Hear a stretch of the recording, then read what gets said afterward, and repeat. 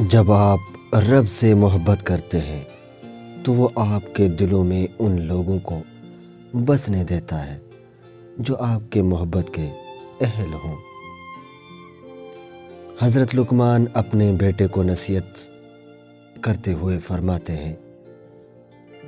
عبادت کے وقت اپنے دل کو قابو میں رکھنا،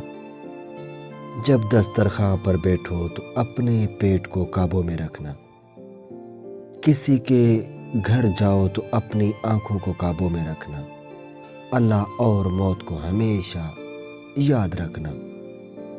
اپنی نیکیاں اور دوسروں کی برائیوں کو بھلا دینا، لوگوں کو فائدہ نہ پہنچا سکو تو نقصان بھی نہ دو، خوش نہ کر سکو تو رنجیدہ بھی نہ کرو، تعریف نہ کر سکو تو غیبت بھی نہ کرو، نیت صحیح ہو تو شوق اور فرض میں فرق نہیں ہوتا اور وہ ایک ہو جاتے ہیں، کچھ دروازے نہیں کھلے کیونکہ یہ آپ کے لیے نہیں تھے، کچھ لوگ چلے گئے ہیں کیونکہ وہ ایک صفحہ تھے، پوری کتاب نہیں، کچھ خواہشیں پوری نہیں ہوتی کیونکہ ان کے لیے وقت مناسب نہیں تھا، کچھ کہانیاں ختم ہو گئی اس لیے کہ آپ کی کہانی ابھی شروع ہی نہیں ہوئی، کچھ مواقع ضائع ہو گئے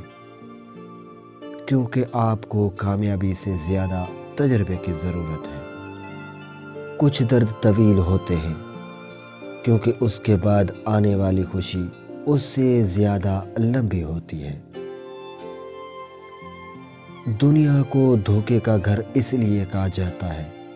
کہ یہاں پر حقیقتیں الٹی نظر آتی ہیں،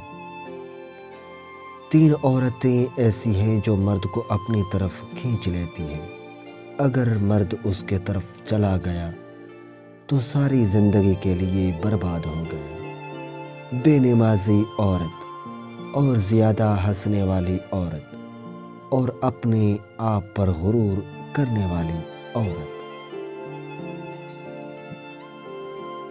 اگر تم اپنی جوانی کو برقرار رکھنا چاہتے ہو تو صبح آنکھ کھلتے ہی نیم گرم پانی میں کھجور کا دانہ بھگو کر منہ میں ڈال لیا کرو،